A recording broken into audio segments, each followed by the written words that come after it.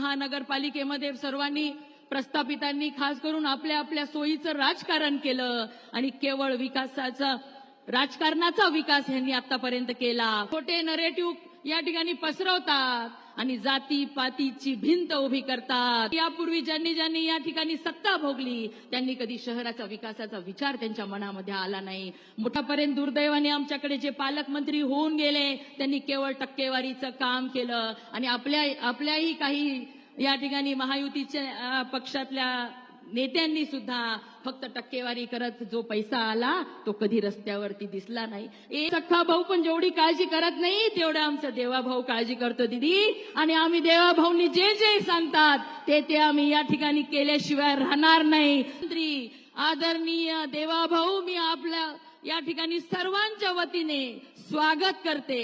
आजच्या मंचावरील या ठिकाणी उपस्थित आपले नेते रामप्रसाद बोर्डीकर साहेब, या ठिकाणी उपस्थित भारतीय जनता पार्टीचे शहर अध्यक्ष शिवाजीराव भरोसे, ग्रामीणचे अध्यक्ष सुरेशजी भुमरे, संतोषजी मुरकुटे, प्रमोदरावजी वाकोडकर, प्रताप भैया देशमुख, मिलिंदजी सावंत, परमेश्वरजी कदम, राजेशजी देशमुख, मोहनराव फड, आकाशजी फड, उपस्थित सर्वच मान्यवर, मी सर्वांची नावं या ठिकाणी घेत नाही, सर्व आपले भारतीय जनता पार्टीचे महानगरपालिकेतील उमेदवार आणि मोठ्या संख्येने जमलेले सर्व शहरातील मतदार बंधू भगिनींनो, खरं तर भाऊ या ठिकाणी आपण येणार ह्या निवडणुकीमध्ये पहिल्यांदा, परभणी महानगरपालिकेच्या निवडणुकीमध्ये पहिल्यांदा भाजप एवढ्या ताकदीने या ठिकाणी निवडणूक लढत आहे आणि म्हणून या ठिकाणी प्रत्येक जनतेला या शहरातल्या जेवढे पण मतदार बंधू भगिनी असतील, लहान वडीलधारी असतील,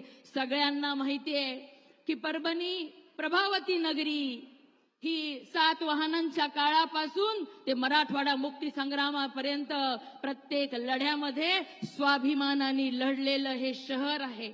पैठण बरोबरच प्रभावती नगरीचा सुद्धा उल्लेख या 7 वाहनांच्या काळामधला आपल्याला दिसतो, परंतु आज अनेक कारणांनी या परभणी ही भकास झालेली दिसते आणि आपल्याला या परभणीच्या चिखलात हा चिखलमुक्त परभणी कोण करणार असेल तर या ठिकाणी या चिखलामध्ये कमळ फुलवलं पाहिजे, हा विश्वास आज या शहरातल्या मतदार बंधू भगिनींना पटलेला आहे।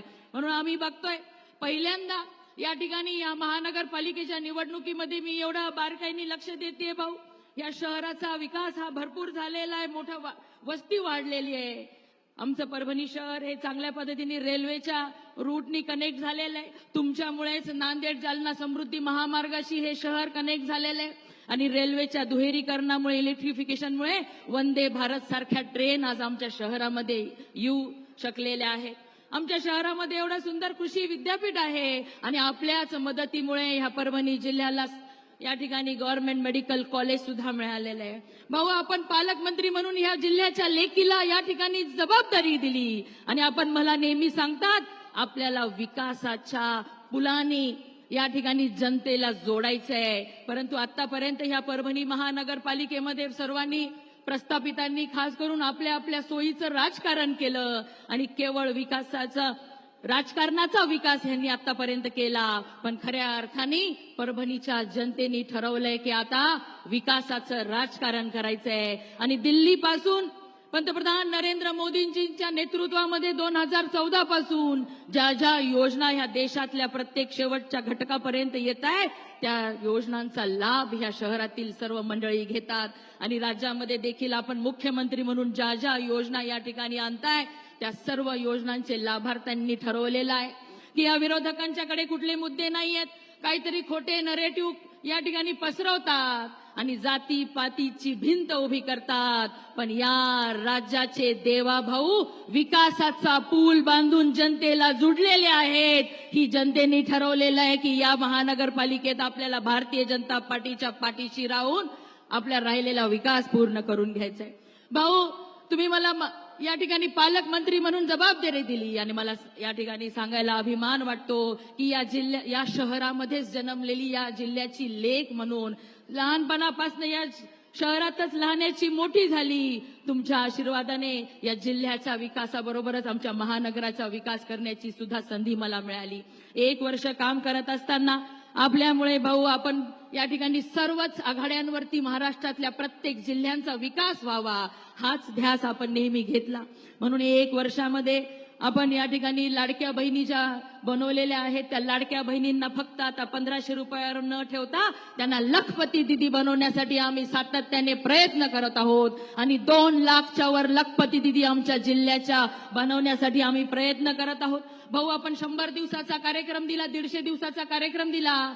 आरोग्य राज्यमंत्री म्हणून काम करत असताना मला सांगायला आनंद होतो की राज्यामध्ये सर्वात सुंदर सेवा देणारं आमचं परभणी येथील सरकारी दवाखाने आहेत आणि तालुक्याच्या ठिकाणी सुद्धा आम्ही चांगल्या पद्धतीने आरोग्याच्या सुविधा या ठिकाणी देत आहोत. आणखीन अनेक चांगल्या दर्जेदार आरोग्याच्या सुविधा देण्यासाठी आम्ही प्रयत्नशील आहोत आणि मला खात्री आहे की आपल्या मार्गदर्शनामध्ये माझ्या जिल्ह्यातल्या आणि खास करून माझ्या परभणी नगरातल्या, परभणी शहरातल्या सर्व कुटुंबाच्या आरोग्याची काळजी घेण्यासाठी आम्ही सातत्याने प्रयत्न करू. जे जे आम्ही मागू ते आपण दिल्याशिवाय राहणार नाहीत. भाऊ, दुर्दैवाने आमचं हे शहर हे विस्थापितांचं शहर झालेलं आहे. कारण की यापूर्वी ज्यांनी या ठिकाणी सत्ता भोगली त्यांनी कधी शहराचा विकासाचा विचार त्यांच्या मनामध्ये आला नाही. मोठ्या संख्येने आज तरुण रोजगाराच्या शोधामध्ये बाहेर जातात आणि शहरामध्ये देखील आज या ठिकाणी 10,000च्या वर कुटुंब रोजगाराच्या शोधामध्ये बाहेर गेलेले आहेत. परंतु आपल्याच मार्गदर्शनामुळे ना आपल्या सहकार्यामुळे CIIT सारख्या या ठिकाणी आपण युनिट उभं करत आहोत. 16 महिन्यामध्ये ते टाटा कन्सल्टन्सीच्या माध्यमातून उभं राहणार आहे आणि त्याच्या माध्यमातून दरवर्षी 3,000 तरुण तरुणी नोकरी मागणारे नाही तर नोकरी देणारे या ठिकाणी निर्माण करण्याचा आमचा मानस आहे. तुमचे परभणी जिल्ह्याच्या वतीने आणि खास करून परभणीकरांच्या वतीने आभार मानते भाऊ.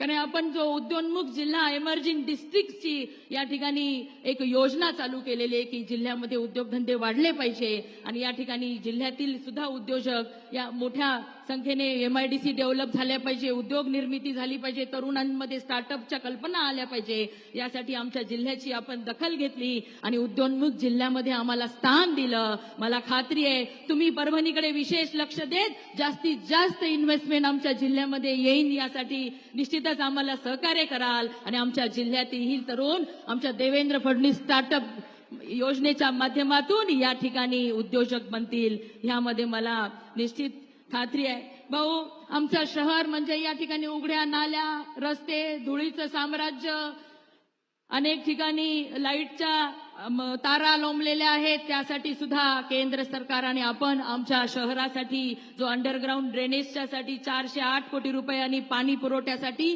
की दररोज पाणी मिळालं पाहिजे यासाठी वाढीव पाणी पुरवठा योजनेसाठी 157 कोटी रुपये दिलेले आहेत. त्याचे सुद्धा वर्क ऑर्डर लवकरच होतील आणि तेही काम पूर्ण होईल. आणि जुन्या गल्ल्यांमधून त्या टाकी अंडरग्राऊंड केबलिंगसाठी सुद्धा एक प्रस्ताव आम्ही सादर केलेला आहे, त्यालाही आपण मंजुरी द्याल याची खात्री मला आहे. आमच्या मध्यावती जे स्टेडियम आहे ते स्टेडियम पण पूर्ण मोडकळीस आलेलं आहे.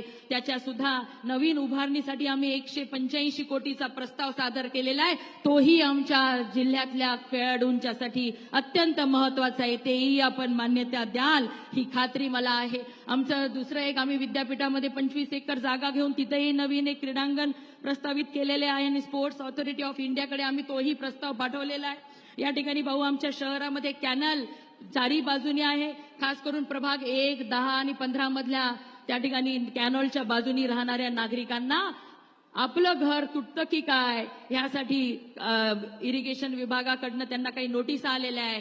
पण या ठिकाणी मी मुख्यमंत्री महोदयाच्या समोर आपल्या सगळ्यांना सांगू इच्छिते, सन्माननीय कोर्टाच्या आदेशानुसार आपल्या सर्वांच्या हक्काची घराची सोय आम्ही या शहरामध्ये करणार आहोत. घरकुलाचा लाभ 32,000 लोकांना या शहराच्या मिळालेला आहे. परंतु स्वतःच्या हक्काची जागा नसल्यामुळे ज्यांना घरकुल घेता आलं नाही त्यांना सुद्धा सुंदर स्वच्छ अशा कॉलन्या बनवून देण्यासाठी आम्ही प्रयत्न करणार आहोत. एवढंच नाही, अनेक चांगल्या गोष्टी येणाऱ्या दिवसांमध्ये आपल्याला करायच्या. काल प्रभाग 12 मधल्या रेल्वे आपल्या या ठिकाणी गेल्यामुळे अंडरपासची मागणी केलेली आहे, त्या सुद्धा आम्ही दखल घेतलेली आहे आणि त्यासाठी सुद्धा येणाऱ्या दिवसांमध्ये काम करणार आहोत. दुर्दैवानं भाऊ 2012 मध्ये आमची महानगरपालिका या ठिकाणी स्थापित झाली, परंतु महानगरपालिकेचा आकृतिबंध आराखडा सुद्धा अजून झालेला नाहीये. GSTचे जी अनुदान आमचं अजून प्रलंबित आहे तेही मिळालेलं नाहीये आणि या सगळ्या गोष्टी केवळ तुमच्यामुळे आम्हाला मिळू शकतात याची जाणीव या सर्व समोर बसलेल्या मतदार बंधू भगिनींना आहे. खऱ्या अर्थाने एक सुंदर, स्वच्छ, सुरक्षित सुशिक्षित असं शहर फक्त देवाभाऊंच्या विचारांचंच होऊ शकतं, विचारांमुळेच होऊ शकतं. त्यांच्या दूरदृष्टी असलेल्या या ठिकाणी काम करण्याच्या पद्धतीमुळेच होऊ शकतो. हा विश्वास देखील आमच्या मतदार बंधू भगिनींना आहे.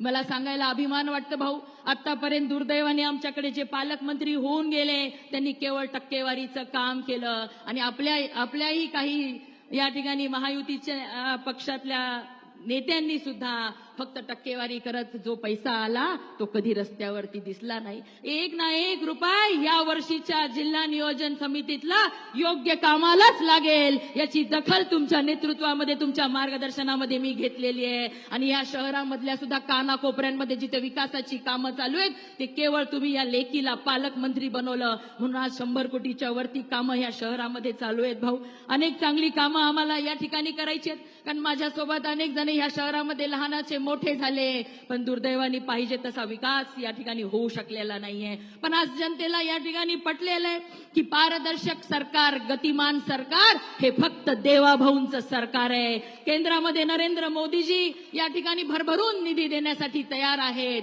राज्यामध्ये देवेंद्र फडणवीस साहेब मुख्यमंत्री म्हणून सर्व समाजांना सोबत घेऊन सर्वांचा विकास करण्यासाठी काम करत आहे. आणि या ठिकाणी महानगरपालिकेत देखील भारतीय जनता पार्टीची सरकार आल्यानंतर विकास आपल्यापासून दूर राहणार नाही ही खात्री आपल्या सर्वांना पटलेली आहे. म्हणून आज या सभेच्या माध्यमातून आपल्या सगळ्यांना मी विचारते की येणाऱ्या आजपासून 15 तारखेला आपण आपल्या प्रभागातील भारतीय जनता पार्टीच्या उमेदवारांना निवडून देण्यासाठी प्रयत्न करणार आहात ना?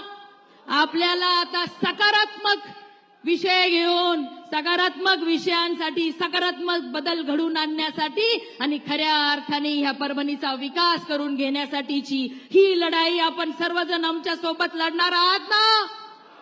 प्रत्येकाने या ठिकाणी ठरवल्यानंतर मागच्यांनी काय केलं हे आपल्याला बघायचं नाही, पण ऊर्जावान आपलं नेतृत्व या ठिकाणी आपल्याला संबोधित करण्यासाठी आलंय. मी जास्त वेळ आपल्यामध्ये घेणार नाही, पण आज भाऊंच्या साक्षीने आपण सर्वजण विश्वास द्या की पहिल्यांदा भाजप ही महानगरपालिकेची निवडणूक पूर्ण ताकदीने लढतेय आणि खऱ्या अर्थाने विकास आणि या शहराचा चेहरा मोहरा बदलून टाकण्यासाठी या ठिकाणी आपण निवडणुकीच्या रिंगणात उतरलेलो आहोत. मला विश्वास द्या, भाऊंच्या समोर आम्हाला विश्वास द्या की आजपासून 15 तारखेपर्यंत आपण फक्त आणि फक्त आपल्या भारतीय जनता पार्टीच्या उमेदवारांना निवडून आणण्यासाठी सर्वजण मिळून प्रयत्न करू. आणि या ठिकाणी सर्व जमलेल्या लाडक्या बहिणींना सुद्धा मला विनंती करायची आहे. भाऊ, मला अनेक जण सांगतात आमचा सख्खा भाऊ पण जेवढी काळजी करत नाही तेवढं आमचा देवाभाऊ काळजी करतो दीदी. आणि आम्ही देवाभाऊंनी जे जे सांगतात ते आम्ही या ठिकाणी केल्याशिवाय राहणार नाही. लखपती दिदी तर आमच्या 1 लाख या वर्षी बनणारच आहेत, कारण की देवाभाऊंनी सांगितलं 1 करोड लखपती दिदी आपल्याला महाराष्ट्रात बनवायच्यात, सगळ्यात जास्ती आपल्या परभणीच्या असल्या पाहिजे. यासाठी मेघना दिदी कमी पडणार नाही. पण आजच्या ह्या सभेच्या माध्यमातून एवढीच विनंती करते की एकदा तुम्ही या ठिकाणी भारतीय जनता पार्टीच्या आम्हा सर्व कार्यकर्त्यांना आपली सेवा करण्याची संधी द्या. यापुढे कुठेच आपल्याला निराश आम्ही होऊ देणार नाही. एवढंच बोलते, माझे 2 शब्द संपवते. धन्यवाद. जय हिंद, जय महाराष्ट्र.